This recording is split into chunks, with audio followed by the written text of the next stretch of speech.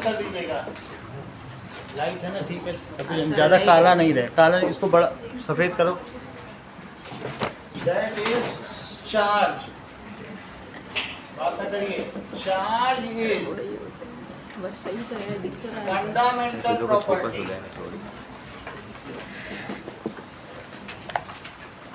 Of matter like mass. आवेश पदार्थ का आधारभूत गुण है द्रव्यमान की तरह। Okay, it is fundamental. जैसे किसी भी ऑब्जेक्ट में, किसी भी सब्सटेंस में मास होता है, उसी तरीके से उसमें चार्जेस भी होते हैं। If charges are equal in amount then it is called neutral. लेकिन होते तो हैं, क्योंकि सब्सटेंस बनेगा किससे? इलेक्ट्रॉन और प्रोटॉन से ही मिलकर तो बनेगा, और उसमें चार्ज होते हैं। तो इसलिए it is the basic property of matter like mass. Okay, now it is of two types,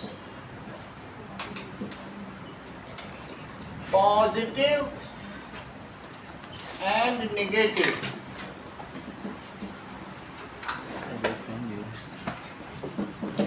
Minimum positive charge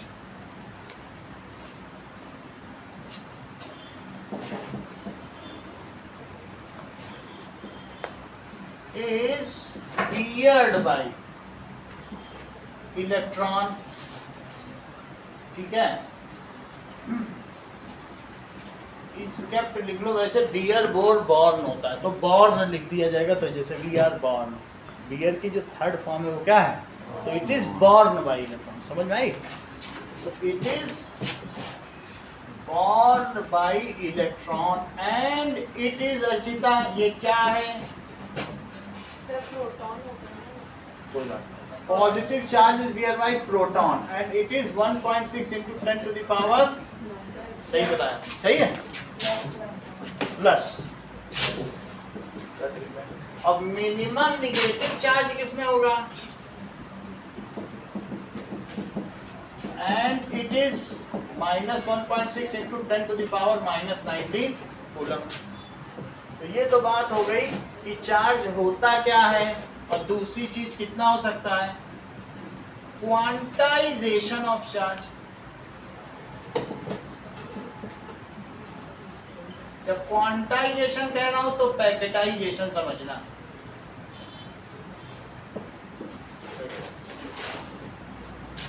any body can bear charge which is integral multiple of minimum amount of charge. किसी भी body में मान लो मैं इसमें कहूं कि charge Q, तो इसमें कितना चार्ज है? तो charge is denoted by Q। Charge को किससे डिनोट करते हैं?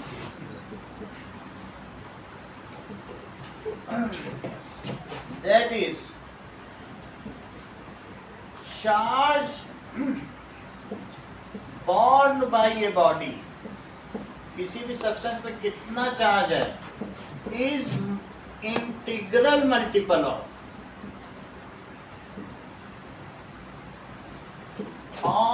minimum amount of charge।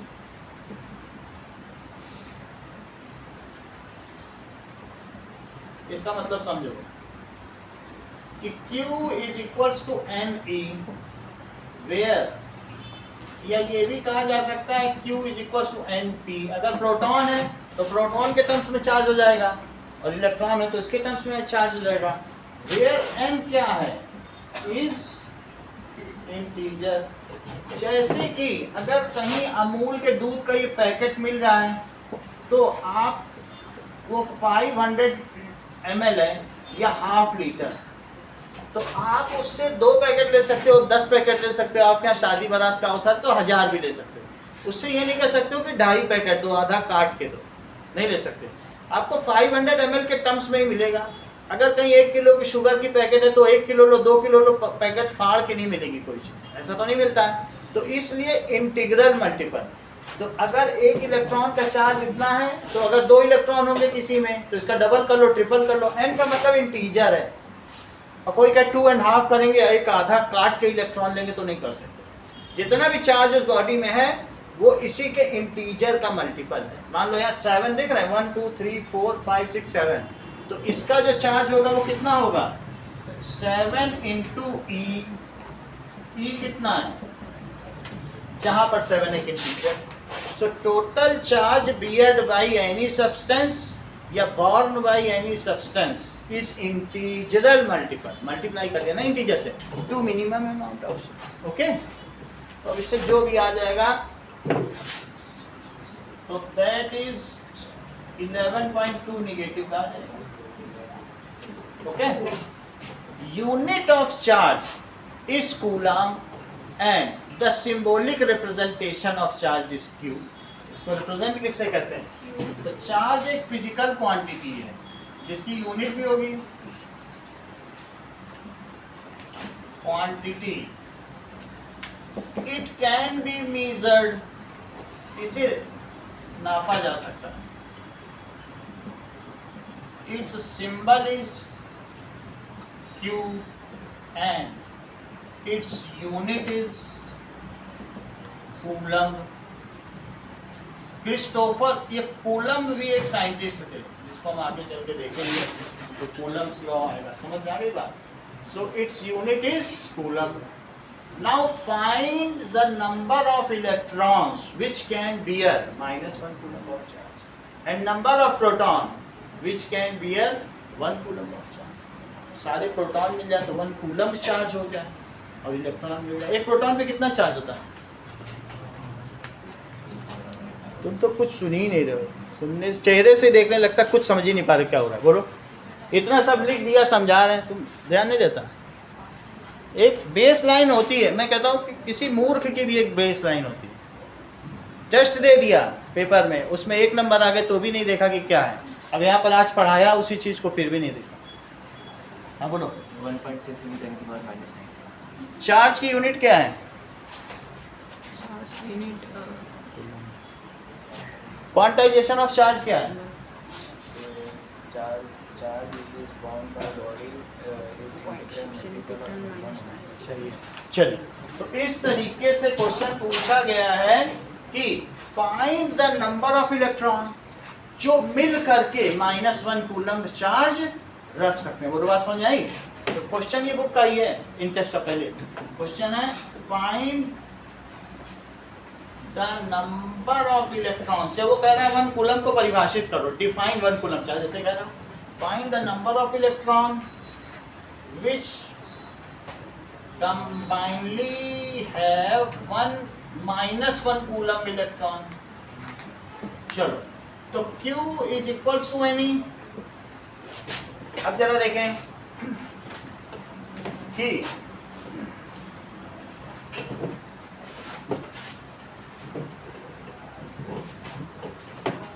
कितने इलेक्ट्रॉन मिल जाएं कि उन पर -1 कूलम चार्ज आ जाए। So let this body has how many electrons?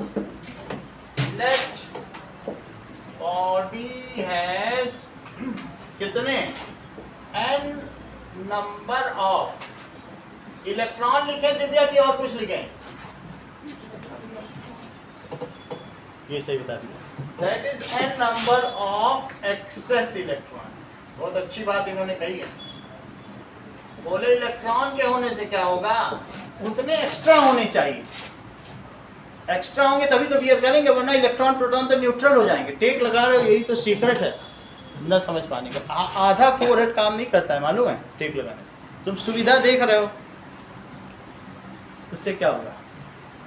अभी एग्जाम पास है 1 हफ्ते का, और ये सुविधा पे कि तकिया मिल जाता तो और लेट लेते, है ना? बात समझ आई कि नहीं? तो इस तरीके से इसमें कितने इलेक्ट्रॉन है? एक्सेस इलेक्ट्रॉन n है। तो हमने क्या फार्मूला बताया था, बताओ? Q is equals to n E। तो Q इज इक्वल्स टू, जहां Q क्या है? Total charge. n क्या है? Number of electrons. और E क्या है बोलो? दैट इज चार्ज ऑफ, किसका चार्ज? 1 इलेक्ट्रॉन। समझ आ गई बात? अब इन सब की वैल्यू डाल दी जाए। तो तनिष मुझे बताओ, मैं इनकी जगह क्या क्या रखूं? क्या मुझे बताओगे आप? कुछ बता दो। हाँ नहीं, आप बताओ। सर, इलेक्ट्रॉन के चार्ज में 1.6। नैतिक बोलो। सर Q की जगह 1। -1 रखो ना, जो दिया जाए वही रखो। -1 is equals to n into 1.6 into minus. जब माइनस और निगेटिव चार्ज के लिए इलेक्ट्रॉन ही होंगे। अगर मान लो मैं +1 कहता तो सब एक्सेस प्रोटॉन होते, तो मुझे क्या लिखना चाहिए, किसका चार्ज लिखना चाहिए, इलेक्ट्रॉन का। और इलेक्ट्रॉन का कितना चार्ज होता है बताओ, -1.6 into 10 to the power -19 coulomb, और ये भी किस में हुआ, -1 कूलम। तो n कैसे निकालोगे, -1 divided by -1.6 into 10 to the power -19 coulomb. Unit से यूनिट कटी, निगेटिव से निगेटिव कटा, काट दीजिए। और आपको ऐसा लगता है कि ये मान लो प्लस लगने लगेगा काटने से, तो बाई लॉ ऑफ कैंसिलेशन अगले स्टेप में लिख देना। कई बार माइनस को कटने में प्लस लगने लगता है ना, तो इसलिए ऐसा इसको सिंपली कट जाएगा। तो ऊपर बताओ क्या 10/16 आ जाएगा अगर डेसिमल ऊपर करोगे। तो अब 10/16 कितना होता है, 16 से 10 में डिवाइड करो, डेसिमल लगाए 0 आया, 16 6 जा 96, 4 बचा, 0 बढ़ाओ तो 16 2 जा 32, 8 बचा, तो 16 5 जा 80, कितना आ गया बताओ, 0.625। इसका मतलब है 0.625 इंटू 10 टू द पावर 19। लेकिन इसमें से हम अगर 10 निकाल के इसमें डाल दो तो कितना हो जाएगा, 6.25 इंटू 10 टू द पावर 18। ठीक है, तो इससे क्या कंक्लूड किया जा सकता है, बोलो Mrityunjay, that is -1 coulomb charge is beared, दोनों नाम है, -1 coulomb charge is beared by this much number of electron. की बात समझागे, -1 coulomb charge is beared by 6.25 into 10 to the power 18। अगर समझो इस बात को, अगर मैं आपसे ये कहूं कि प्रोटॉन 1 कूलम चार्ज कितने प्रोटॉन करेंगे, तो ठीक है, तो जो निगेटिव है तो निगेटिव कर रहे हैं। तो अब आपसे पूछा गया इंटरेस्ट क्वेश्चन है डिफाइन 1 कूलम चार्ज, तो मैं उसको डिफाइन कर रहा हूं, है ना। तो 1 कूलम चार्ज दो तरीके से लिखा जा सकता है। जब तुम कूलम लिखना तो सी छोटा लिखना, और जब सिंबल लिखना तो बड़ा। यहाँ कैपिटल ना लिख देना जो गलत हो जाए, कभी भी ऐसा नहीं करना। तो चार्ज, ठीक है, बॉर्न बाई, वास्तव में बॉर्न सबसे सही वर्ड है, charge borne by 6.25 into 10 to the power 18 protons is called 1 coulomb of charge. Repeat करोगे दिया, करो, कोई बात नहीं, हाँ बोलो अर्शिता, रिपीट करो। The charge bond by 6.25 into 10 to the power 18 electron.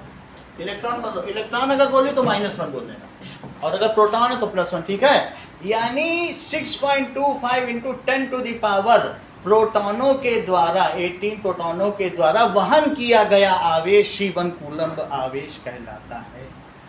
वो जितना रखें, बॉर्न बाई का मतलब उनके ऊपर जितना चार्ज है उसे क्या कहेंगे। अब इतने हो जाए तो -1 कूलम, लेकिन ये इलेक्ट्रॉन है ना, जैसे अर्चिता ने इलेक्ट्रॉन की बात मुझे proton. So charge borne by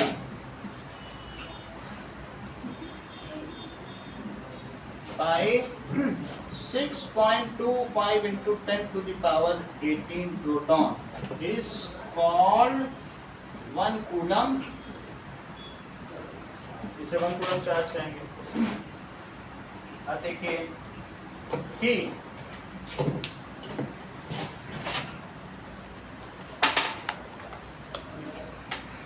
ये हम सभी को पता है छोटी क्लासेस से कि opposite charge attract each other and similar charge क्या करते होंगे, ये तो सबको पता है ना कि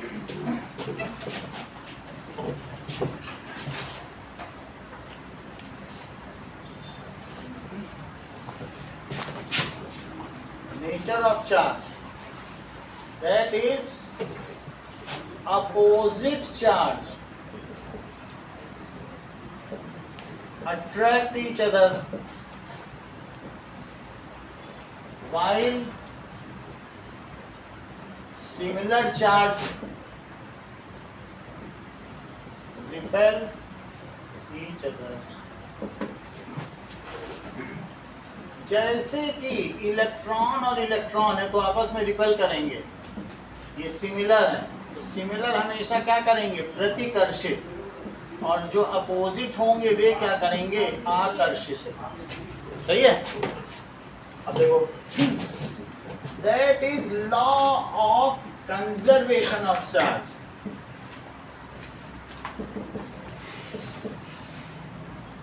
अर्चिता स्टेट करो। Charge can neither be created nor destroyed. It can only pass from one to another. सही है। Charge can neither be created nor be destroyed.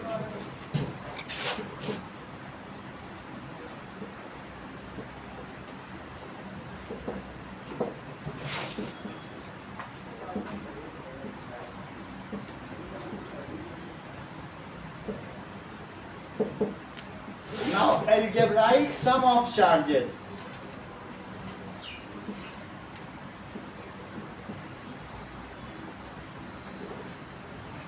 Charges, जो चार्ज है ये स्केलर क्वांटिटी है, लेकिन फिर भी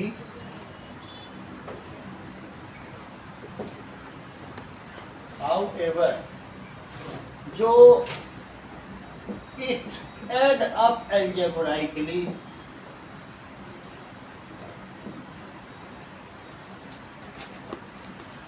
मान लीजिए एक में -2 कूलम का चार्ज है, एक में 4 कूलम का चार्ज है और एक में 3 कूलम का चार्ज है, इनको सबको मैंने टच कर दिया, इसके ऊपर एक रॉड रख दी, तो क्या ये कंडक्टिंग रॉड रख देने से चार्ज एक से दूसरे में चला जाएगा, सब कंबाइन हो जाएंगे।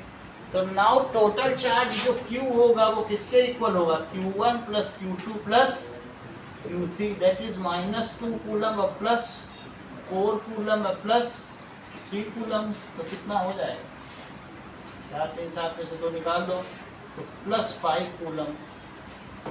सही है। तो जो नेट चार्ज होगा उसे प्लस माइनस से जोड़ा किया जा सकता है, क्यों, क्योंकि opposite charges neutralise each other. Utkarsh, the instrument used for measuring charge is called, तुमसे पूछोगे तो आप बोलो, आप बोलो, ये अच्छा बता रहे, आप क्या बोलो, ये सही है, इलेक्ट्रोस्कोप। सुना करो जैसा पीछे बताया था, करके भी दिखाया। इलेक्ट्रोस्कोप दिखाया था कि नहीं पिछली बार, कैसे भूल गए। चलो, now charge can be measured by electroscope. Gold leaf electroscope is used to measure charges. किसके लिए इस्तेमाल किया जाता है, कि मेजर चार्ज करने के लिए, इससे चार्ज को मेजर किया जाता है। इनके बाल बिल्कुल सूखे हैं, ये सब, ये देखो, इसमें क्या है बताओ, गोल्ड लीफ है, ये देखो, जब इसमें रख दिया, मेरे नहीं, चलो कोई बात नहीं,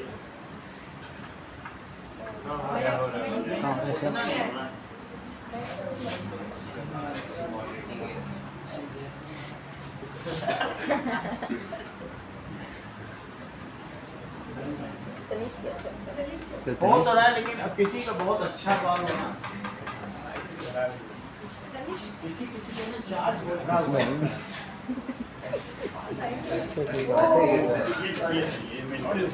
ये देखो, अब देखो सब लोग, किसी में है सेम चार्ज, क्या इसमें चला जाएगा तो क्या रिपल बन जाएगी,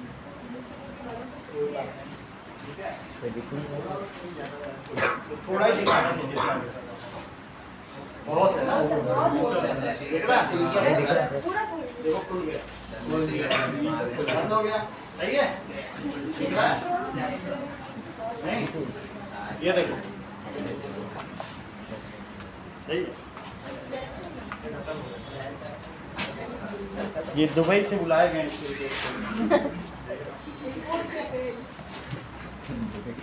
अब ये देखो, दैट इज उसको डिस्चार्ज करने का ग्राउंड में चला जाएगा, चला गया। तो उसको याद कर लेते हो रहा है, सही है, हैं। मेरी हो गई, दिख रहा है ना। तेरी हो गई।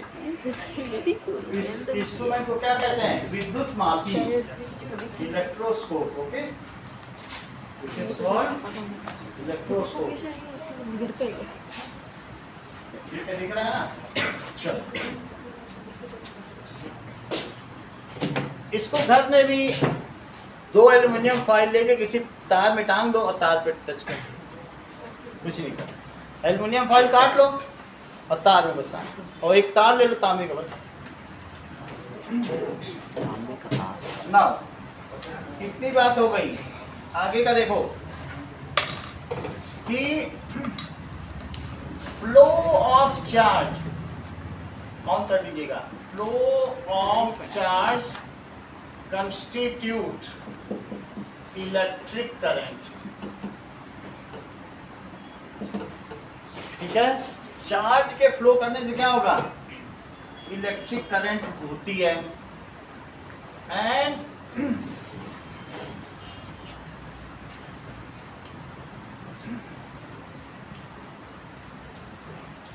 रेजिस्टर क्या होता है? It is conductor which resist flow of electric current। जब भी लिखना इस चैप्टर में इलेक्ट्रिक करंट लिखना, कुछ लोग करंट लिख रहे हैं, करंट वाटर करंट होती है, तरह तरह की करंट होती है, सीस्मिक करंट होती है, तो सिर्फ करंट नहीं लिखना, उसे क्या लिखोगे? Electric current. और जो रजिस्टर है ऐसा, क्या ये ठीक है अर्चिता? हाँ, ऐसे नहीं बनाना, ऐसा ताशी ने बना दिया है, लेकिन हमें ऐसा नहीं बनाना, ध्यान रखना। तो ऐसे बना, सिंबल क्या होना चाहिए बताइए? दैट इज अगर रजिस्टर है तो रजिस्टेंस का सिंबल है। ओके, रजिस्टर आपको पता चल गया। अब लिखो इलेक्ट्रिक सर्किट क्या होता है?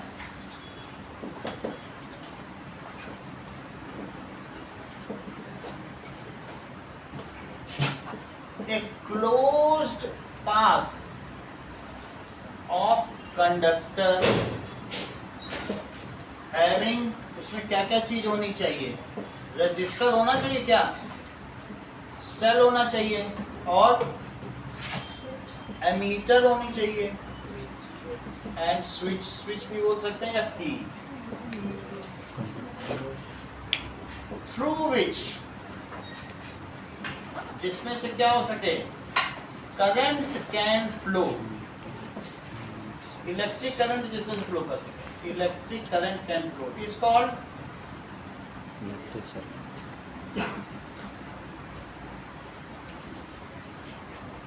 Flow, is called electric circuit.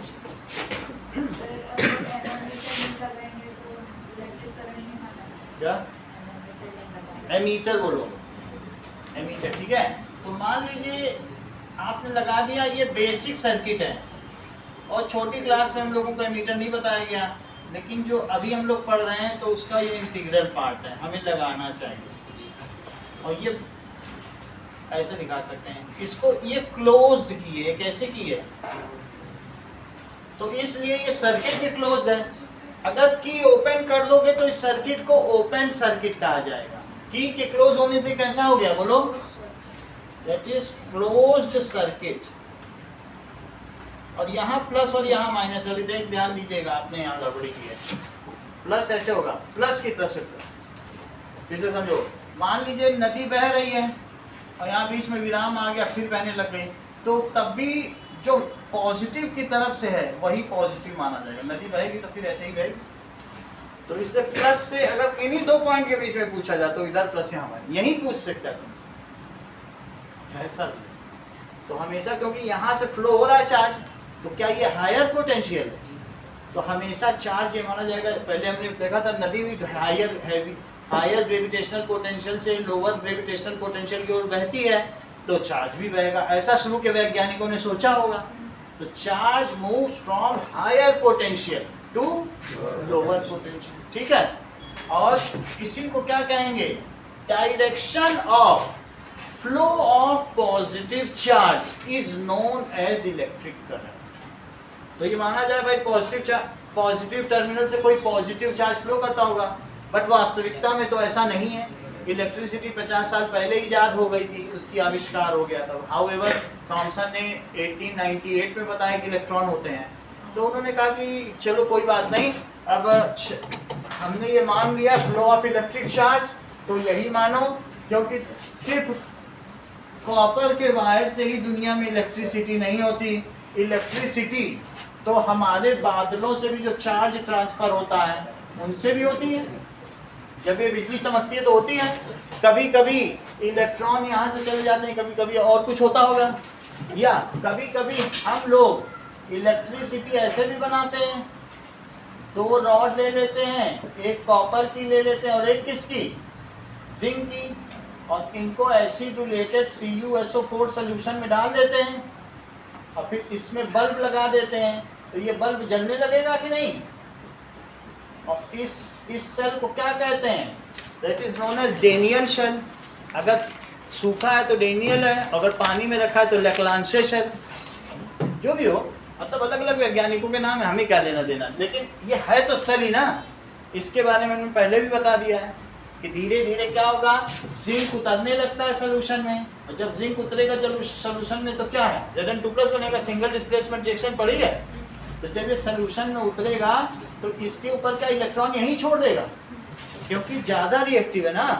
और अब जैसे जैसे उतरेगा तो ये किसका सोल्यूशन है बताओ, कॉपर सल्फेट का। कॉपर से कहेगा देखो अब मैं उतर गया हूँ, क्योंकि I am having more tendency to donate electron, you should go to your respective terminal, और मैंने इलेक्ट्रॉन भेज दिए, जाओ वहाँ चुपचाप जा करके न्यूट्रलाइज हो जाओ।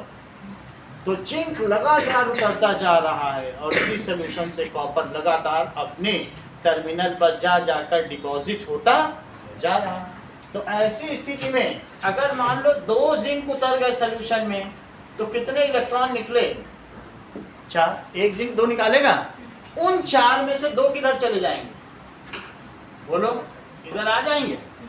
उन दोनों इलेक्ट्रॉनों को वो किसको अट्रैक्ट करेंगे, कॉपर को।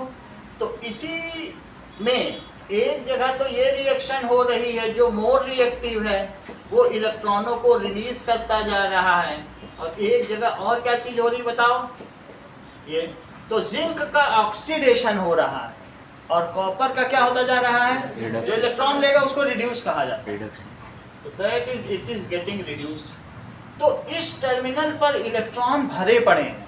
तो वास्तव में जब मैं आपसे ये बताता हूँ कि ये एक सेल है, तो ये ऐसा ही सेल है, बस इसमें NH4Cl अमोनियम क्लोराइड भर दिया गया, बुरादा लकड़ी का। वो जो ये ड्राई सेल होते हैं ना, ये सारे, ये सब और कुछ नहीं है यही चीज, बस इसको जिससे बह न सके, बुरादा भर दिया है, अमोनियम क्लोराइड और कुछ नहीं, ठीक है।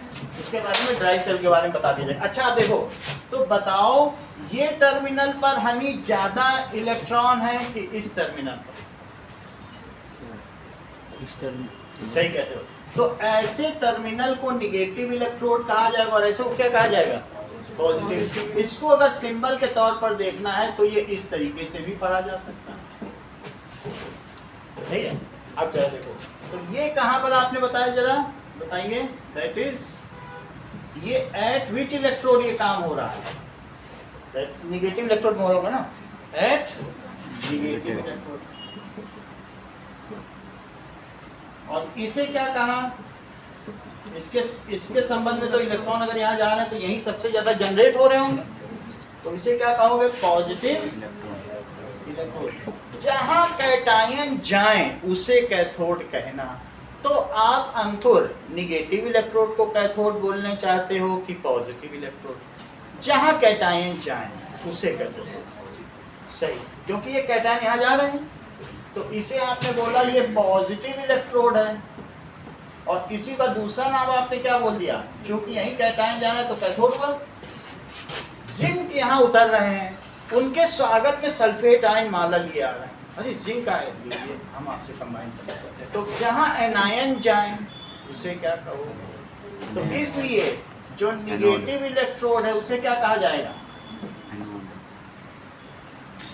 इसे एनोड भी कहेंगे। ऐसा इस सेल में किया जाएगा। कभी कभी सेल बाहर से लगाया जाता है, अंदर जैसे गले का हार, कंठमाल, बाजूबंद, उन सब की सिल्वर प्लेटिंग की जाती कि नहीं, तो उसको इलेक्ट्रोलिटिक सेल कहेंगे। लेकिन जिससे इलेक्ट्रिसिटी बने उसको गैल्वानिक सेल कहेंगे। जैसे तुम सिर्फ कुछ ना करो, दो अलग अलग मेटल किसी सोल्यूशन में डाल दो, तुम्हारा सेल तैयार। कुछ ना करो, तुम्हारे पास तांबे की एक पिन है, जूड़ा पिन, और एक कॉपर की और एक लोहे की, दो डाल दो आलू में, बन गया सेल। जलाओ लाइट। सिर्फ टू डिसिमिलर मेटल्स किसी भी कंडक्टर में डाल दिए जाएं, आलू का तो सबसे पोटैटो सेल सबसे ज़्यादा प्रचार, any two dissimilar metals it forms a cell. उनके बीच में एलईडी बल्ब लगाओ। स्कूल में तुम लोगों ने खूब प्रैक्टिकल किया होगा, हर साल कराया जाता है इस तरीके का जलसा होता है कि नहीं, सालाना, एनुअल, जो भी हो, लेकिन तुम्हें पता चल गया सेल क्या चीज होती है। ठीक है, so this is known as cell. Cell क्या है? अगर मान लीजिए यहाँ पर देखो अंशुप्रिया, अगर मैं कहूँ कि इसमें जो बाहर में मैंने ये लगा दिया है, तो आउटसाइड में ये मुझे बताओ इलेक्ट्रॉन निगेटिव टर्मिनल से पॉजिटिव टर्मिनल चल रहे हैं कि पॉजिटिव से निगेटिव? ये निगेटिव है और निगेटिव से पॉजिटिव इलेक्ट्रॉन ही तो चल रहे हैं। तो करंट कहां से कहां तक चल रही है? तो पॉजिटिव टू निगेटिव, तो इधर से इधर चलना इलेक्ट्रॉन, और ये जो गई इसे क्या कहोगे? बोलो, बात समझ आ गई? तो वैज्ञानिकों का क्या कहना था कि सेल के अंदर तो सब आयन चलते हैं, कोई ये कहते नहीं इलेक्ट्रॉनों को ही करंट मारते। उन्होंने कहा ऐसा क्यों करेंगे? इलेक्ट्रोलिटिक सोल्यूशन भी तो होते हैं क्या? वाटर सोल्यूशन, वाटर भी तो आयंस हैं, H+ भी चलता है, OH-। उन्होंने कहा ऐसा मत कहो, इलेक्ट्रॉन का केस तो सिर्फ मेटल के लिए है, और दुनिया में तो कई और मैटर भी हैं, दूसरे सब्सटेंस भी हैं। इसलिए जो पियर्सन की किताब है अमेरिका में, उन्होंने क्या किया, इलेक्ट्रॉनों को ही मान लिया कि उसी का ही जो है। लेकिन इंडिया ने नहीं मॉडिफाई किया। जितने भी ओरिएंटल कंट्रीज हैं अभी भी पहले वाला कॉन्सेप्ट है, और जितने यूरोपियन और नाटो कंट्रीज हैं उसमें इलेक्ट्रॉन की डायरेक्शन को करंट की डायरेक्शन दिखाई, फर्क है। लेकिन हम तो ओरिएंटल में है ना, हम लोग पूर्वी देश हैं और वो पश्चिमी देश हैं, तो इधर वाले मानते हैं इलेक्ट्रॉन ही करंट है और हम दो मानते हैं। समझ नहीं बात कि नहीं? तो अब हम क्या मानेंगे बताइए कि सेल क्या कर रहा है। अभी देखो आप लोगों को अंशुप्रिया ने क्या बताया कि ये पॉजिटिव टर्मिनल है, ये निगेटिव टर्मिनल है। जब ये निगेटिव टर्मिनल कह रहे हैं तो तुम इसे जिंक इलेक्ट्रोड ही समझो, और जो पॉजिटिव कह रहे हैं तो उसे क्या समझो? कॉपर। जिंक से ही इलेक्ट्रॉन निकलेंगे, तो निगेटिव से इलेक्ट्रॉन निकलेंगे और बाहर में ये जो बल्ब है इसे जला देंगे। ये देखो इसको बल्ब को जला दिया, तो इलेक्ट्रॉन जाएंगे, फिर यहाँ इनकी टक्कर होगी, रेजिस्टेंस जाने नहीं देगा, ऐसे खड़ा हो जाएगा, ऐसा खड़ा होगा, फिर बाद में उनसे टक्कर होगी, उससे हीट पैदा होगी और हीट से रोशनी पैदा होगी। तो इस तरीके से ये इलेक्ट्रॉन का डायरेक्शन, और यहाँ जाके फिर ये जब यहाँ पहुँच जाएंगे तो क्या यही कॉपर के रिडक्शन का कारण बनेंगे? क्योंकि ये जब यहाँ पहुँचेंगे तो वहाँ जाके कॉपर को रिड्यूस करेंगे। बोलो, बात समझ में आ गई कि नहीं? तो इस तरीके से हम क्या कर सकते हैं, electron moves from lower potential, negative ही lower potential to higher potential. However electric current moves from higher potential to lower potential. Riya इन दोनों सेंटेंस को रिपीट करो।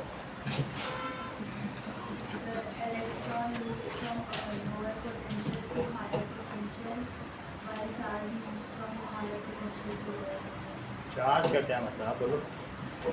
Electron move from lower potential to higher potential. However, current electric ना, electron ही तो charge है, तो वो चार्ज लोड नहीं, दैट इज इलेक्ट्रिक करंट। ठीक है, तो इलेक्ट्रॉन लोअर पोटेंशियल से निम्न विभव से उच्च विभव की ओर इलेक्ट्रॉन मूव करते हैं, जबकि विद्युत धारा उच्च विभव से निम्न विभव की ओर। बोलो, बात समझ आ गई? देखो इस चीज को, electron moves from lower potential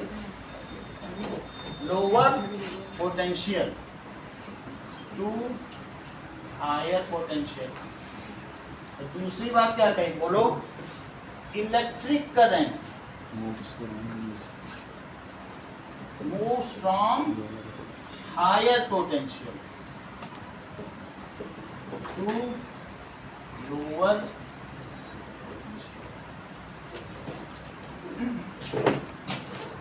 now. Dishita, fill in the blanks. Flow of positive charge is considered as direction of. Anshupriya. Flow of positive charge is considered as. फिर से समझो, इस बात को समझ लो फिर बताना। हाँ बोलो। ये बता दी। इन्होंने बोला कॉपर यहां से चल के इधर गया, यही डायरेक्शन ऑफ इलेक्ट्रिक करंट। यहां से यहां जा रहा है, बोलो यही डायरेक्शन मान लो, क्योंकि इलेक्ट्रॉन वहां से वहां आया और पॉजिटिव चार्ज कहां से गया? इधर से उधर गया। तो डायरेक्शन ऑफ इलेक्ट्रिक करंट क्या हुई? फ्लो ऑफ पॉजिटिव चार्ज, यानी इलेक्ट्रॉन की उल्टी। बात समझ आ गई कि नहीं? Flow of positive charge. और ना कुछ समझे जिसे कुछ ना हो, तो जो लेमैन पर्सन हो वो भी क्या कहेगा? ये कहेगा कि जरूर यहाँ से कुछ पॉजिटिव फ्लक्स फ्लो किया होगा, कुछ पॉजिटिव चीज होगी जो फ्लो करके इधर आ गई है और इसीलिए यही करंट है। जैसे ये वाटर फ्लक्स, वाटर फ्लो कर रहा है तो वाटर फ्लक्स, जो फ्लो करे वो फ्लक्स। तो वाटर फ्लक्स पॉजिटिव से निगेटिव है एनर्जी। तो जहां इसके पास ज्यादा एनर्जी है तो कोई कहे कि क्या मूव कर रहा है, किसी को पूछो, बोलो यहाँ से कुछ पॉजिटिव चलता होगा, तो फ्लो ऑफ क्या चलता होगा? वैसे तो मेटल में तो इलेक्ट्रॉन ही चलते हैं, कोई न्यूक्लियस तो चल नहीं देगा कि प्रोटॉन चल देंगे, चलना तो इलेक्ट्रॉनों को है। लेकिन फिर भी माना जाए कहीं कहीं बादल में कुछ चल रहा है, ठीक है। मान लीजिए जब बादल में बिजली चमकती है तो वाटर के थ्रू इसका कनेक्शन हो जाता है, कंडक्टर बन जाता है, फिर इसमें से सैकड़ों इलेक्ट्रॉन ऊपर की ओर भाग रहे हैं उसको न्यूट्रलाइज करने के लिए, प्लस बादल को। तो क्या अमन तुम बता सकोगे कि बादल से इधर की तरफ इलेक्ट्रिक करंट है कि नीचे से ऊपर कि ऊपर से नीचे? तो किधर से किधर माने, ऊपर से नीचे कि नीचे? ऊपर से नीचे, क्योंकि पॉजिटिव चार्ज कहीं नहीं चलेगा। It is the electron which has to go and neutralise. उसके पास अगर ज्यादा इलेक्ट्रॉन हो तो वो धरती पर आ जाए, धरती के पास ज्यादा इलेक्ट्रॉन हो तो वहां चली जाए। चलना इलेक्ट्रॉनों को ही पड़े। बोलो बात समझ आई? तो फ्लो ऑफ इलेक्ट्रिक, अगर इलेक्ट्रॉन वहां जा रहे हैं तो तुम्हें ये मान लेना चाहिए कि इलेक्ट्रिक करंट है। सही है? ये यहाँ पर भी देखो कॉपर, ठीक, बहुत अच्छी बात इन्होंने कही है। That is flow of positive charge is considered as direction of electric current. अब देखिए कि इस चीज को क्या कहते हैं जो मैंने यहाँ लिखा, इसको कहेंगे गैल्वानिक सेल। इसका क्या नाम है बोलो? Galvanic cell. इसे एके गलवानी ने बनाया। तो इस सेल का क्या नाम है? Galvanic cell. देखो, हाँ बोलो। ठीक है, इतना भर गया जब तुम अभी डूब जाती थे, पहले नहीं बता कितना भर गया।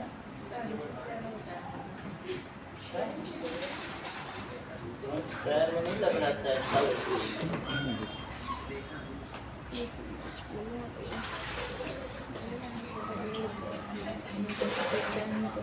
चलो आगे की बात देखिए। देखो, flow of positive charge is known as direction of electric current. Now ये हुआ सेल। तो गैल्वेनिक सेल क्या करता है बताओ? गैल्वेनिक सेल कन्वर्ट्स इलेक्ट्रिक, इसमें मान लीजिए कि दो आपने कर दिया, दोनों प्योर थे, जिंक भी प्योर था, जिंक उसमें घुल गया, तो it converts chemical energy into electrical energy. यही तो इलेक्ट्रिसिटी दे रहा है। गैल्वेनिक सेल क्या कर रहा है बताओ? इसके अंदर जो केमिकल्स है ना, प्योर रॉड डाली थी, वो अल्टीमेटली इम्प्योर हो गई। तो ये किसको किस में कन्वर्ट कर रहा है? दैट इज केमिकल एनर्जी को ये इलेक्ट्रिसिटी में, यानी electrical energy. Energy can be transform from one form to. समझ में आ गई बात? अब जरा देखो, तो सेल, यही एक सेल है। सेल का मतलब कोठरी, तो किसी कोठरी में दो अगर आपने मेटल डाल दिया तो सेल हो गया। एक सेल का मतलब है कि एक कोठरी जिसमें कुछ भी हो, उसी छोटी सी कोठरी में एक चोर भी रहता है तो उसे कोठरी कहते हैं ना, उसी से सेल बनता है। उसी सेल में क्या होता है, न्यूक्लियस भी रहता है, वो भी कोठरी है। चलो, तो मेरा कहने का मतलब है cell is a source of potential difference. इस चीज को समझो कि सेल आखिर है क्या। मान लीजिए कि दो अलग अलग मेटल में मैंने कनेक्ट कर दिया एक सेल को, तो इस सेल को कनेक्ट करने से क्या होगा, ये पॉजिटिव टर्मिनल, ये नेगेटिव, ये पूरा पॉजिटिव हो जाएगा और ये नेगेटिव हो जाएगा। बात समझ आ गई कि नहीं? पॉजिटिव है, यहाँ तुम कुछ भी रखो, एक बड़ा तार निकाल लो, पूरे इलेक्ट्रॉन तो दूर भागना चाहते ही हैं जितना दूर, क्योंकि ये सब सिमिलर चार्ज है ना। यहाँ तक तुम एक लंबा बहुत पोल लगा दो या मेटल, वो सब दूर दूर भाग जाएंगे। तो तुमने यहाँ पर लगाया तो ये सारे दूर भाग गए। ऐसे प्लस है भी ये हो गया प्रोटॉन्स, ठीक है कि नहीं? इलेक्ट्रॉन हट गया तो न्यूक्लियस बच गया, पॉजिटिव चार्ज आए। अब ये देखो, कहने का मतलब है सेल को मैं क्या कहना चाहता हूँ, इस सेल को, cell is a source of potential difference.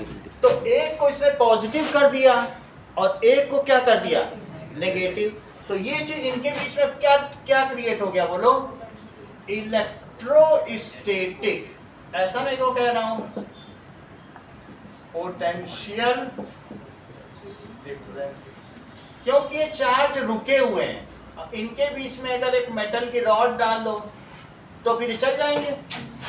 जब तक रुके हैं तब तक ये इलेक्ट्रोस्टैटिक्स है, चल रहे हैं तो इलेक्ट्रोडायनामिक्स हो गए। दो ही चीज तो है, आप इलेक्ट्रिसिटी दो खंड करके पढ़ोगे अगले साल। इलेक्ट्रोस्टैटिक्स रुक गया तो स्टैटिक्स चल गया। वास्तव में इलेक्ट्रिसिटी चैप्टर या ये इलेक्ट्रिक करंट इलेक्ट्रोडायनामिक्स है, ठीक है? तो बस अब इसके बाद हम इलेक्ट्रोडायनामिक्स में आ जाना, फिर पूरे चैप्टर में इलेक्ट्रोडायनामिक्स में फिर समझो। तो व्हाट डज इट मीन, यहाँ पर ये इलेक्ट्रोस्टैटिक पोटेंशियल डिफरेंस है, ठीक है? इसकी वजह से क्या होता है, मेरा कहने का मतलब है electrostatic potential difference creates electric current. अगर मान लीजिए कुछ लोग ऐसा कह रहे हैं, ये देखिए,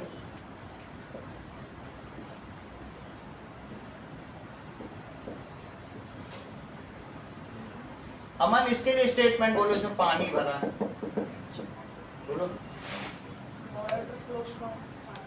ये सही है। जैसा कि अमन ने बताया कि gravitational potential difference creates water current, है ना? अगर ये पोटेंशियल डिफरेंस ना होता, मान लो ये दोनों लेवल ये थोड़ा नीचे आ जाए और ये इधर आ जाए, तो क्या कोई इसमें पानी बहेगा कहीं कि कुछ नहीं बहेगा, भरा रहेगा।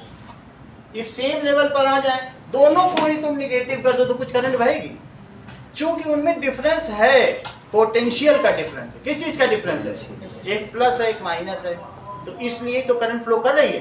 तो यहाँ क्या चीज कही जाए बताओ, कि ग्रेविटेशनल पोटेंशियल डिफरेंस की वजह से क्या हुआ, बोलो, ग्रेविटेशनल पोटेंशियल डिफरेंस क्रिएट्स। इस सेंटेंस को पूरा करो उत्कर्ष, ये ठीक है। वाटर करंट तेज हो बहुत ज्यादा, हर चीज बता दी, प्रॉपरली बताई नहीं, बुद्धिमानी है, नाइक के पढ़े थे, देखो याद रहा कि ग्रेविटेशनल पोटेंशियल की वजह से, ठीक है, गुरुत्व विभवांतर की वजह से ये जल धारा प्रवाहित होती है। पहाड़ों से नदी क्यों जाती है, क्योंकि वो हाइट का डिफरेंस है ना, वो 8648 और सी लेवल 0, 8000 चलिए, यही तो ग्रेविटेशनल पोटेंशियल है, नदी बह रही। अब ये देखो यहाँ क्या बोलोगे, electrostatic potential difference creates electric current. अब अगर मान लो ये है, ये मेटल है, तो इसमें इलेक्ट्रॉन किधर चलने लगेंगे बताओ, राइट की ओर कि लेफ्ट? लेफ्ट की ओर पॉजिटिव की ओर जाएंगे, न्यूट्रलाइज करेंगे। तो इस तरीके से ये सब ऐसे मूव करेंगे, ओके? तो लिखो इलेक्ट्रोस्टैटिक पोटेंशियल, बहुत बेसिक चीजें सब लिखो, तभी आगे के लिए भी, और 12th में भी चैप्टर बहुत अच्छा हो जाएगा। इलेक्ट्रोस्टैटिक पोटेंशियल डिफरेंस क्रिएट्स भी लिख सकते हो या कॉजेस, जो तुम्हें ठीक लगे। इलेक्ट्रिक करंट, इसकी वजह से इलेक्ट्रिक करंट होती है। तो सेल की वजह से होती है। तो सेल को क्या कह सकते हैं बताओ? ये ऐसा, ये सही, क्योंकि उसी ने तो पोटेंशियल डिफरेंस क्रिएट किया। तो cell is called, Divya, what does it, cell is called source of potential difference. ठीक है, cell is called source of potential, cell source of potential. Group of cells is called battery. बहुत सारे cell को अगर तुमने ऐसे लगा दिया तो इसे क्या कहोगे? तो group of cells is called plus minus plus minus plus minus. Battery ऐसे ही कनेक्ट की जाएगी।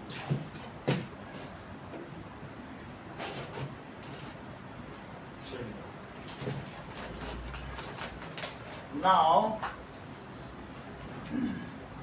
इसलिए ऐसे कनेक्ट की जाएगी। मान लो ये है, एक तुमने ऐसे बनाया, फिर ऐसे बनाया, फिर ऐसे, तभी तो पानी बहेगा। हमेशा हायर से लोअर, फिर अगले का हायर लोअर, तो धीरे धीरे ऐसा हो जाए हायर से। और कोई कह दे ऐसे तो नहीं पानी बहाया जा सकता, ऐसे कर दे, फिर ऐसे कर दे, तो कैसे बहेगा? कहीं बह के नहीं जाएगा। नहीं, तो अगर वाटर फ्लो करना है तो ये सेल की कनेक्शन। ओके, अब आगे की बात देखो कि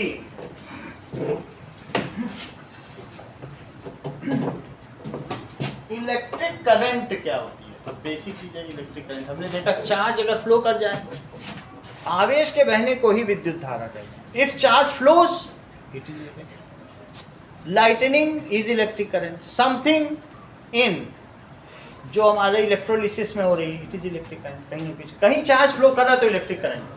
फिर भी इलेक्ट्रिक करंट को हम देखेंगे कि what does it mean by electric current. अब आपने क्या किया, ये देखो कंडक्टर ले लिया, और कंडक्टर लेने के बाद आपने इस पे प्लस माइनस लगा दिया, और इसमें एक आपने प्लग की रख दी, तो इसको टच करा दिया। ठीक है, टैपिंग वाली की रख दी। चलो, तो ये क्लोज की है। दोनों तरीके से बता सकते हो। वो भी एक क्लोज की थी पहले, ये प्लस है। चेक करो भैया, ये हमने जो प्लस था सारे इधर प्लस कर दिया, इधर क्या है बताओ? माइनस है। ठीक है, अब एक चीज तुम ये देख लो कि मान लो ये यहां पर ये बॉल्स हैं, ऐसे गिर रहे हैं, और ये एक आदमी है। तो ये क्या करे, यहाँ जो बॉल आए तो ये इस बॉल को उठा ले और दूसरे हाथ से इसको यहाँ प्लेस कर दे। ये काम सेल का है, इसका नाम ये सेल। यानी आप कहेंगे कि ठीक है, करंट कैसी फ्लो हुई? करंट अगर देखेंगे तो ऐसे करंट फ्लो हो रही कि नहीं? करंट। तो आउटसाइड सेल क्या होती बोलो? Current flows from positive terminal to negative terminal. लेकिन इनसाइड सेल क्या होती है? करंट फ्लोज फ्रॉम, नहीं तो कंटिन्यूटी नहीं बन पाएगी ना। ऐसे कहोगे कि थोड़ी देर में तो सारे चार्ज ही खत्म हो जाएंगे। वो अभी हमने थोड़ी देर पहले बताया था, अपनी प्योरिटी की कीमत पर वो तुमको करंट दे रही है। थोड़ी देर पहले बताया था कि गैल्वानिक सेल क्या करता है, उसका जिंक धीरे धीरे जिंक सल्फेट बन गया। खरीद के नया जिंक लाए थे 20 रुपए का, बन गया जिंक सल्फेट, उसी का तो पैसा लिया जा रहा है। तो chemical energy ultimately electrical energy में बदल रही है। तो आउटसाइड क्या हो रहा है बताओ? ये इनसाइड सेल है। Outside cell current moves from higher terminal, higher potential to lower potential, और वहां से वो फिर बॉल उठा उठा के ऊपर रखते जा रहा है, अपोजिट चल रहा है। It is all about purity. बात समझ में आ गई कि नहीं? और इनसाइड सेल, इसका मतलब मैं क्या कहना चाहता हूं कि cell maintains a constant potential difference between two terminals. ऐसा कभी भी नहीं होगा कि मान लो यहाँ पर अब बहुत सारे जो इसमें फ्री इलेक्ट्रॉन है, सोडियम में तो ऐसे फ्री इलेक्ट्रॉन घूमा करते हैं, हर मेटल में फ्री इलेक्ट्रॉन होगा। जैसे सोडियम है तो इसका आउटर मोस्ट इलेक्ट्रॉन वन है it is ready to leave it, वो आउट, जरा सा तुमने पोटेंशियल डिफरेंस लगाया, then this electron rushes to positive terminal, भाग जाएगा उसको न्यूट्रलाइज करने। अब अगर ये भाग जाएगा तो इसके पीछे क्या होगा बोलो? मान लीजिए इन्हीं सब सोडियम के जो इलेक्ट्रॉन थे वो भाग गए, कहाँ भाग गए? इधर ये भाग रहे हैं, तो क्या इधर भी इलेक्ट्रॉनों का झुंड है, तो क्या वो इसकी तरफ आ जाएंगे?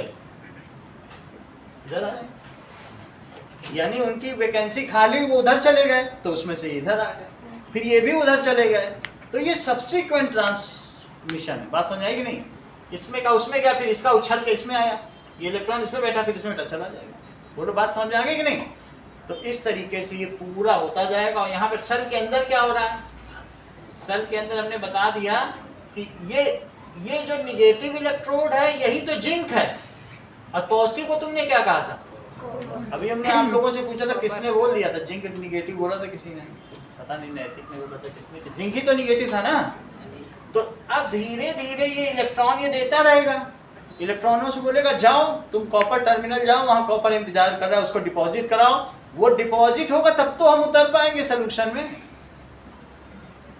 वो डिपॉजिट होगा कॉपर तब तो ये बेचारा उतर पाएगा, नहीं तो 10 सल्फेट पे तो 10 ही आयन हो सकते हैं, 10 कॉपर डिपॉजिट हो तो 10 उतरे, उसके लिए सारी मेहनत करना है, बाहर से वो भेज रहा है इलेक्ट्रॉनों को। तो तुम्हें क्या समझ में आ गया? ये सब चीज समझ में आ गई। अब यहाँ पे आओ, हम लोग बात किसकी कर रहे हैं बताओ? इलेक्ट्रिकल। ओके, तो ये बात लिख दी है कि cell is a source of potential difference. किसी ने बहुत अच्छी बात कही थी, नहीं लिखा तो लिखो, अभी तक नहीं लिखा ना ये बात? लिख दिया सर, और आना सर। बैटरी ये cell is a source of, और cell maintains a constant potential difference.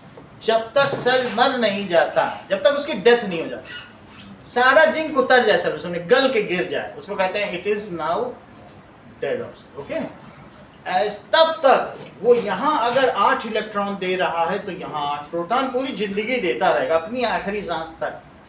तो मुझे ये भी लिख देना चाहिए, cell maintains constant potential difference between two terminals. 1.5 volt का तुम सेल लाओगे, वो 6:15 का 6:15 ही बजाएगा रोज। ये नहीं कि आज 6:10 बजाने लगे और कल 6:05, आखिरी दिन तक बजाता है, फिर जब बच जाएगा तो नया ले आओ। यही तो होता है कि नहीं? तो क्या चीज अभी हमने बोली? Cell maintains constant potential difference. Cell maintains constant potential difference. ये लिख लो, ये काम की चीज है।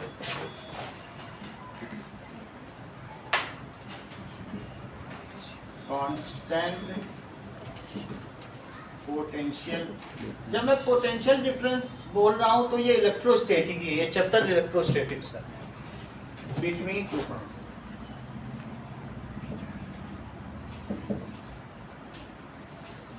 अब ये दो टर्मिनल है, एक टर्मिनल ये, दूसरा टर्मिनल, हमने इसके दो कंडक्टर के सिरे रखे यहाँ पर।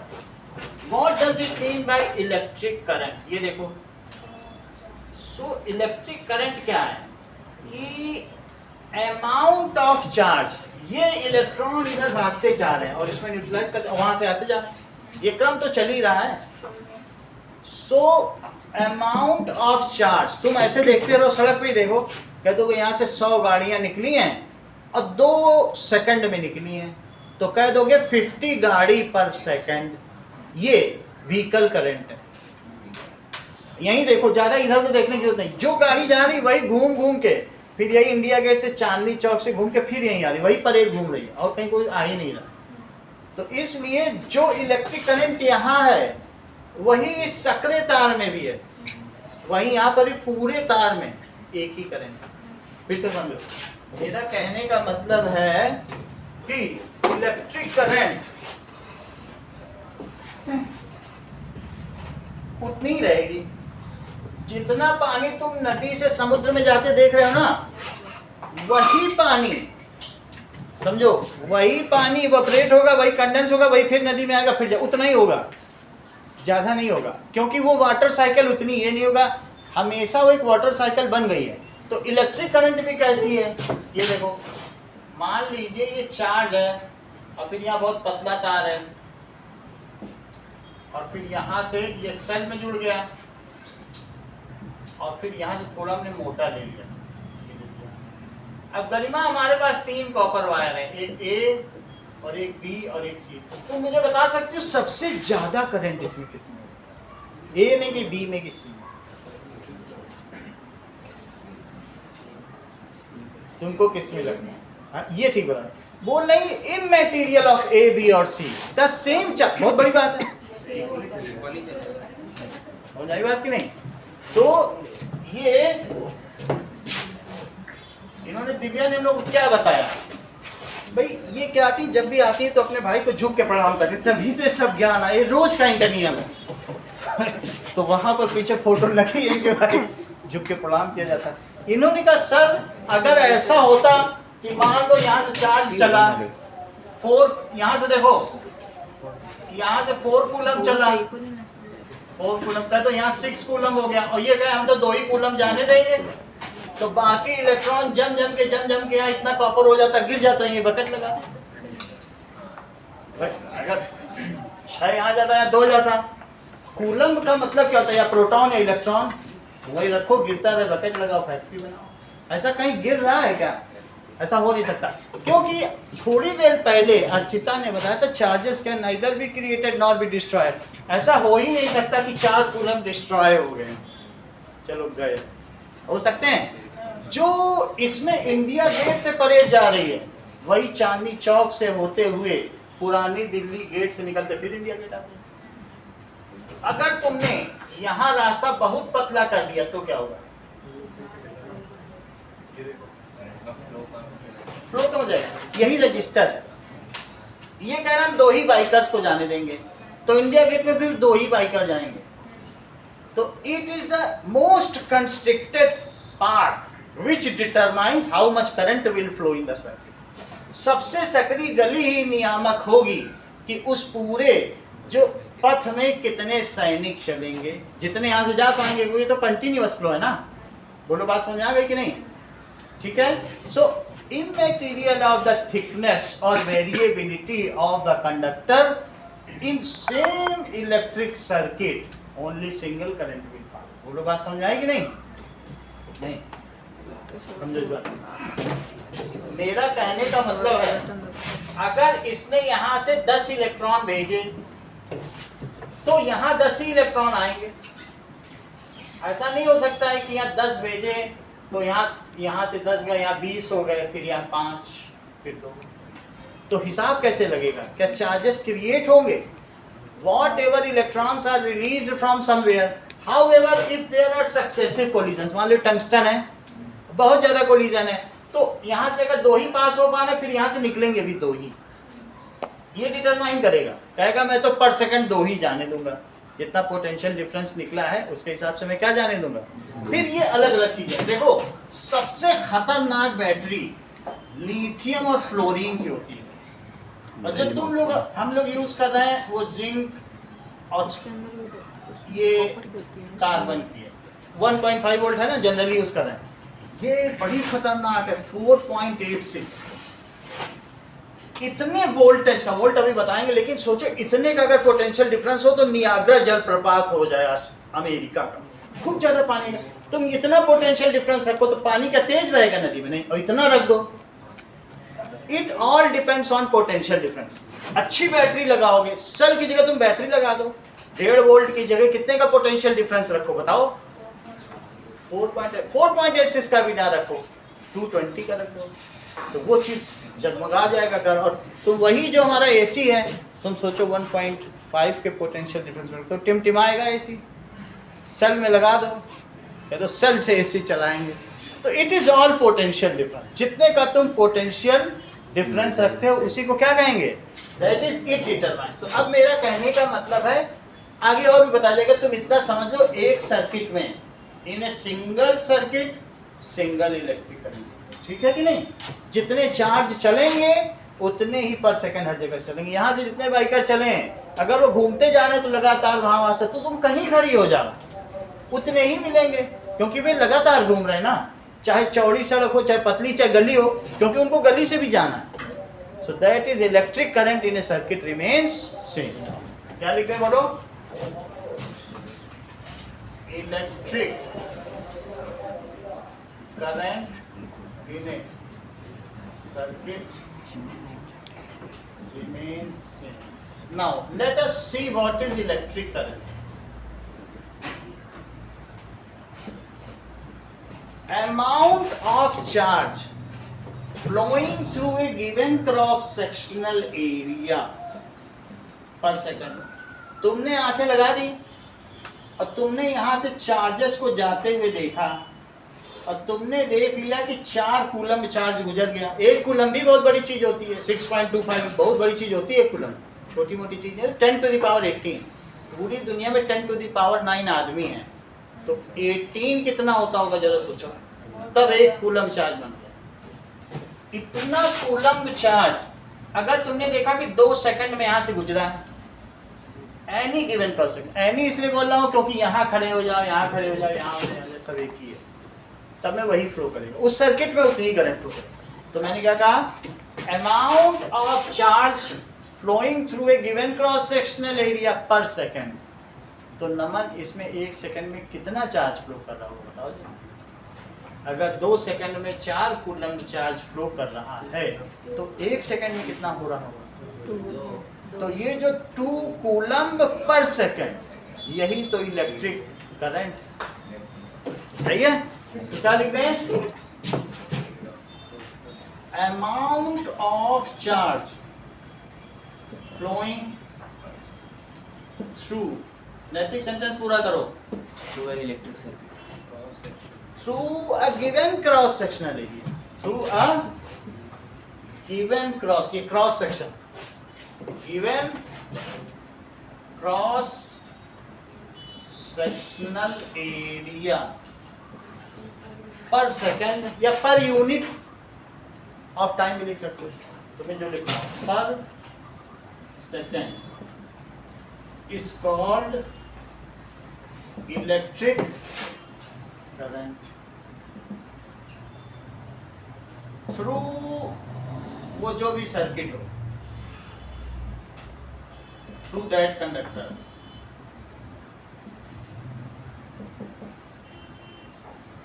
जिस कंडक्टर का तुमने लिया, तो इसका मतलब है इलेक्ट्रिक करंट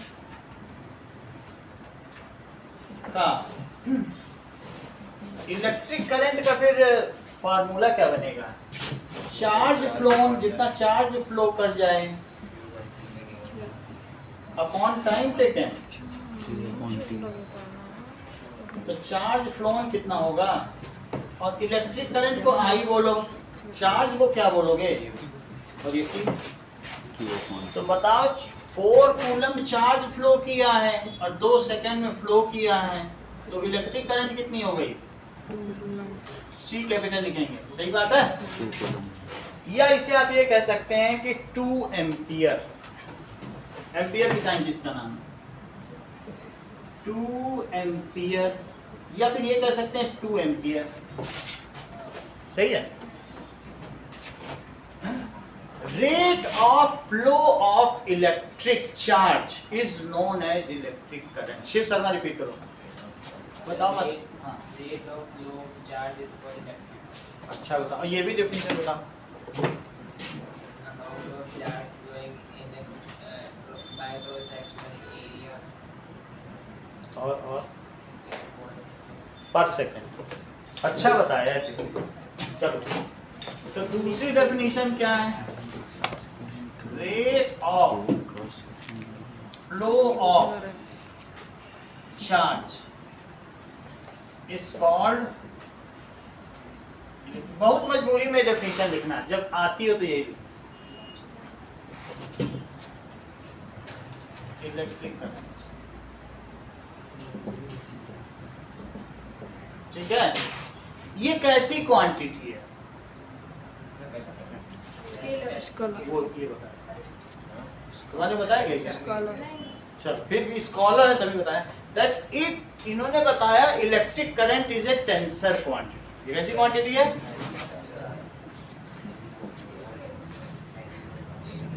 ये महंगे स्कूल में पढ़ते हैं तो इसका कुछ तो फायदा मिलेगा।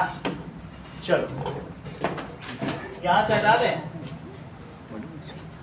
क्वांटिटीज तीन तरीके की होती है, एक स्केलर, एक वेक्टर और एक tensor.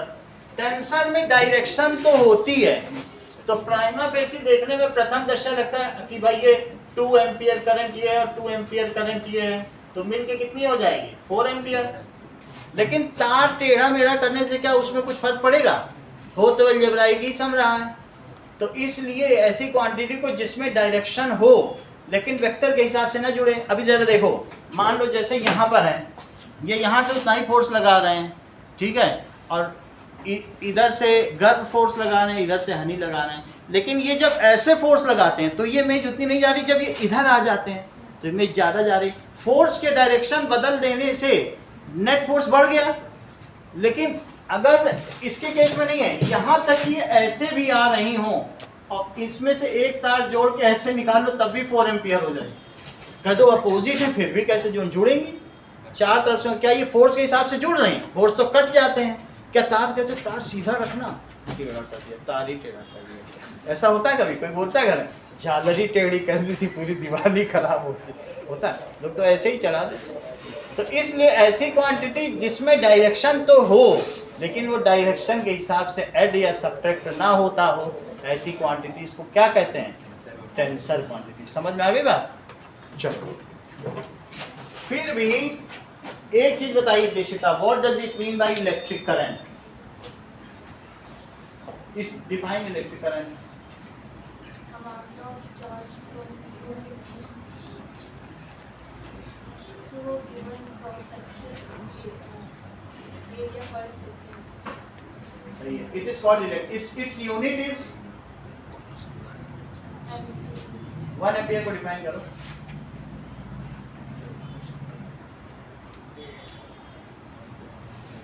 When 1 coulomb of charge flows through a area in 1 second of time, the current is circulating. सही है। इन्होंने डिफाइन कर दिया। क्या डिफाइन किया? कि 1 एम्पियर इसकी यूनिट क्या है बताओ? इट्स यूनिट इज एम्पियर और एम्पियर। तो 1 एम्पियर डिफाइन करिए। अब जरा देखो, आई क्या होता है? Q by T. तो अगर इसे 1 कूलम्ब रख दिया जाए और इसे 1 सेकंड रख दिया जाए तो आई कितना हो जाएगा? 1 ampere. If 1 coulomb charge passes through a given cross sectional area in 1 second, then the current flowing through that conductor, उस कंडक्टर से फ्लो होने वाली करंट कितनी होगी? 1 एम्पियर। ये देखो, मान लीजिए इससे फ्लो करने वाली करंट 1 एम्पियर हो सकती है। If 1 coulomb charge passes per second through given cross section area, then the electric current through that cross section area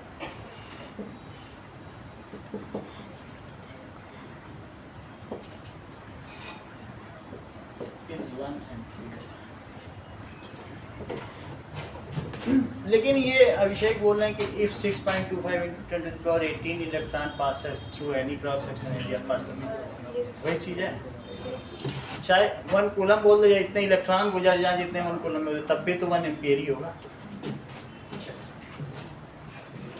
Utkarsh charge की 2 यूनिट बताओ।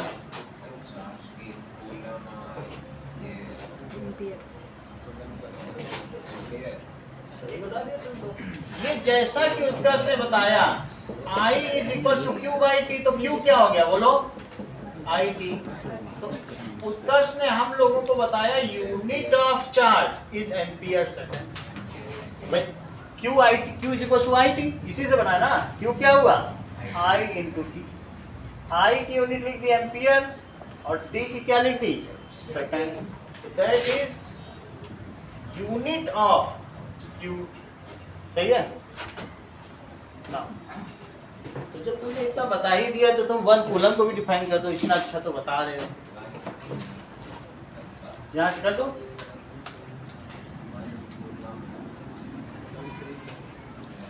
अभिषेक कर दो। 1 ampere of charge.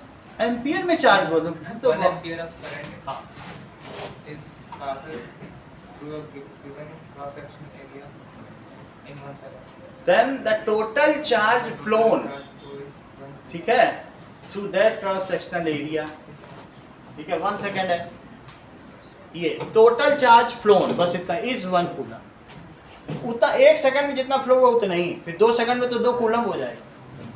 So if 1 ampere electric current passes for 1 second, ये जो है आपका interest का दूसरा क्वेश्चन है जो मैं अब कर रहा हूँ, यही है दूसरा question. If 1 ampere current passes for 1 second through a conductor,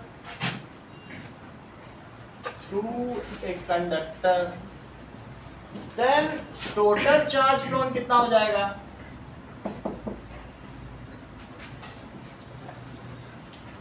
is 1 coulomb. Check करो जरा, Q क्या होता है बोलो।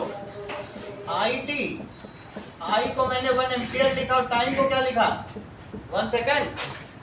1 एम्पियर को हम क्या लिखेंगे? नीचे देख के बताओ, कूलम पर सेकंड। भाई नीचे से ही तो देखोगे। और सेकंड को क्या लिखेंगे? तो सेकंड से कटा सेकंड और आंसर क्या आया? पूरी बात समझ आ गई? ऐसे ही तो करोगे। अब क्वेश्चन में पढ़ो कि कितने समय के लिए कितना चार्ज फ्लो, कितनी करंट फ्लो करी। पढ़ो जरा सेकंड क्वेश्चन बुक का।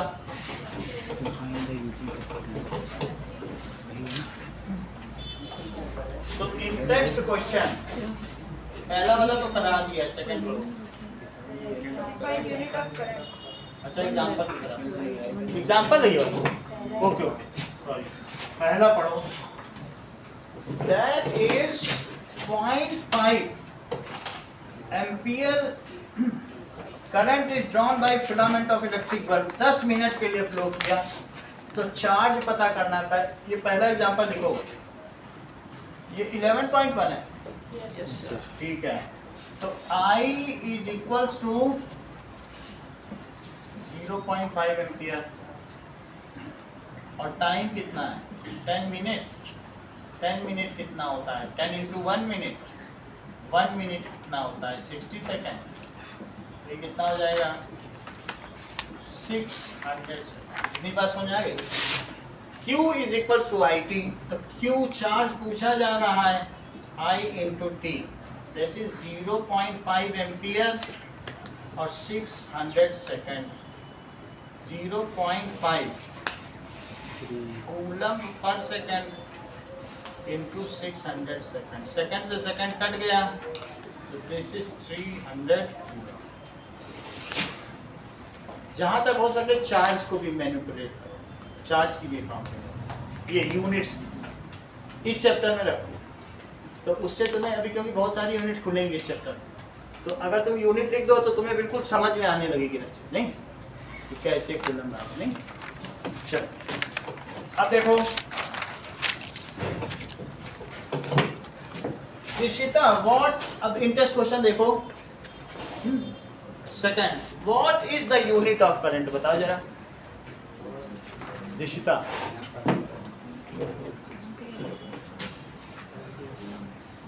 बता रही बोलो, बताया करो।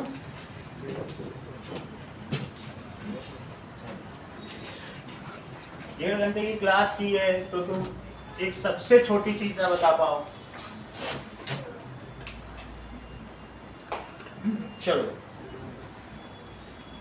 Calculate the number of electrons constituting 1 coulomb of charge.